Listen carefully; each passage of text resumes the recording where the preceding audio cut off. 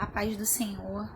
Estamos aqui para dar continuidade aos nossos estudos de mulheres virtuosas, mulheres valorosas da Bíblia. E nesse mês de março estamos estudando sobre Joquebede.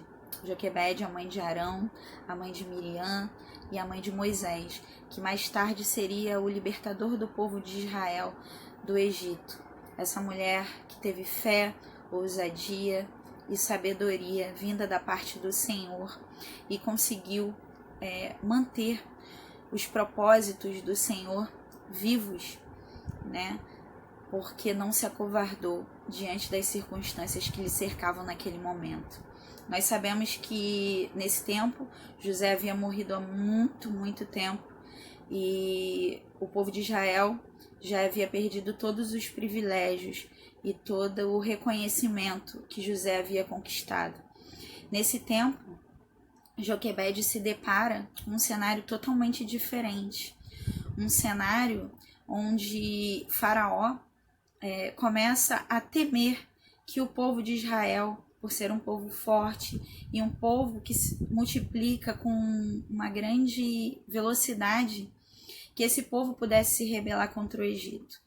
Então, nesse contexto, ele baixa um decreto que manda que todos os meninos, todas as crianças que nascerem de sexo masculino fossem jogadas, atiradas ao Nilo para morrerem. E com isso ele julgava que poderia enfraquecer o povo de Israel, que estava se tornando uma ameaça para eles. E em todo esse cenário, com essa lei em vigor, Joquebede se descobre grávida.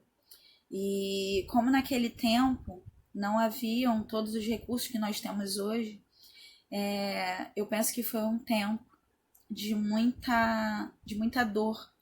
Um tempo que deveria trazer alegria, uma gestação, uma gravidez que nos traz regozijo, felicidade para toda a família. Para Joquebede e sua família, diante das circunstâncias, diante daquilo que estava por vir, eu creio que foi um tempo de medo, um tempo assustador, um tempo de incertezas. E ao final de sua gestação, nasce realmente dela um filho varão, um filho homem, e que estaria incluído nesse decreto que deveria ser morto. E a Bíblia nos relata que imediatamente ela toma a atitude de esconder o seu filho para preservar a vida dele. E nós vemos que não houve por parte dela uma murmuração, um questionamento. Por que, Senhor? Por que o Senhor me deu um filho nesse tempo? Por que o Senhor me deu um filho para morrer? Ela não pergunta o porquê de tudo, mas ela toma uma atitude de fé, uma atitude de alguém que não se acovarda diante do cenário que lhe cerca naquele momento. Então ela esconde seu filho durante 3 meses, com todos os sacrifícios que isso deve ter lhe causado. Um bebê que chora, que faz barulhos, mas ainda assim ela consegue, colocando em risco sua vida, a vida da sua família, mas crendo e confiando no poder de Deus e nos propósitos de Deus, ela esconde seu filho. E passado esse tempo, quando ela vê que não vai mais ser possível esconder essa criança, então Deus lhe dá uma nova estratégia. Ela o coloca num cesto, vedado, protegido, seguro, e o coloca no Nilo. E quando eu leio isso, uma coisa me chama a atenção, que o decreto dizia que os meninos deveriam ser lançados ao Nilo para serem mortos. E ela acaba colocando o filho dela no Nilo, meio que obedecendo o que a autoridade daquele momento dizia. Mas, na verdade, ela não coloca o seu filho só para morrer. Ela não coloca o seu filho, ela não atira o seu filho para morrer. Mas, na verdade, ela coloca o seu filho protegido e seguro, porque ela crê que de alguma forma Deus vai fazer, mas que os planos dele serão cumpridos na vida da sua família. E exatamente, a filha de Faraó encontra o cestinho com Moisés e, vendo tratar-se de um menino robusto, lindo, ela resolve ficar com aquele bebê, como se fosse seu filho. E Miriam, que acompanhava tudo à distância, chega-se a ela e pergunta se ela não gostaria de uma ama de leite hebreia, de uma mulher hebreia, para cuidar do bebê. E a filha de Faraó aceita, porque os planos de Deus se encaixam perfeitamente. Então, quem é que vai amamentar e cuidar de Moisés? Sua própria mãe, Joquebede, porque é assim que o Senhor faz. Os planos dele têm encaixe perfeito.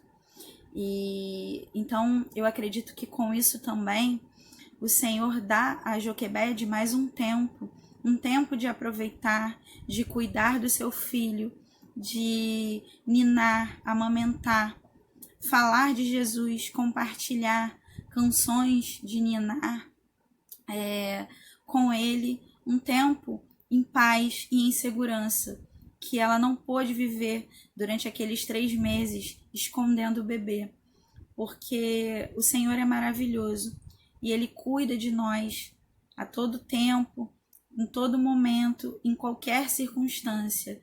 E eu creio que isso foi um cuidado da parte do Senhor com ela. E durante aquele tempo, ela pôde desfrutar da companhia do seu filho e pôde compartilhar com ele o seu amor de mãe e receber o seu amor de filho. E depois ela o entregou para que fosse adotado pela filha de Faraó e para que os planos do Senhor se cumprissem em sua íntegra, através do seu filho Moisés. Com tudo isso, essa mulher me deixa lições de uma fé sábia e uma fé que creu contra toda a circunstância que estava ali naquele momento. Ela tinha tudo para ter se entregue, ter se abatido, ter ficado desesperada, mas ela buscou no Senhor a resposta. E eu acho que nos dias de hoje nós podemos transportar isso para a nossa vida, para o nosso cenário, para aquilo que nós estamos vivendo. E nós podemos saber que as instruções, que o comando vem do céu, vem do Senhor. A Ele pertence o controle da nossa vida, porque assim nós entregamos a Ele. Então, que estejamos sensíveis a ouvir a voz do Espírito Santo, aquilo que Ele tem dito, aquilo que Ele tem ministrado aos nossos corações, e que o medo não seja capaz de nos paralisar. E uma outra lição que fica para mim da vida dessa mulher é que nós vivemos um cenário onde o conceito de uma mulher bem-sucedida mudou bastante, né? Mas que mesmo diante disso, que nós não nós possamos valorizar essa missão que nos foi dada como mulheres. Se Deus confiou a você filhos e filhas, que você se sinta valorizada e que você entenda a sua missão e a sua responsabilidade e o quanto isso é importante. Podem nos ter sido confiados grandes mulheres e grandes homens de Deus que estarão cumprindo o seu propósito, o propósito do Senhor, marcando uma geração. Então, que nós estejamos atentos e sensíveis a perceber o quanto essa missão é importante e o quanto nós devemos zelar, orar, cuidar dos nossos filhos, porque o Senhor tem obra grande através deles. E sempre colocando tudo na nossa vida, todo o controle, atribuindo todo o controle a Ele. Não importa o que está acontecendo à nossa volta, o cenário político, o cenário financeiro, cenário de guerra, cenário de crise, cenário de doença, cenário de peste.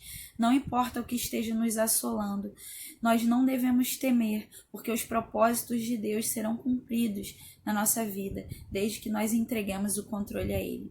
Essa foi a palavra que o Senhor ministrou ao meu coração.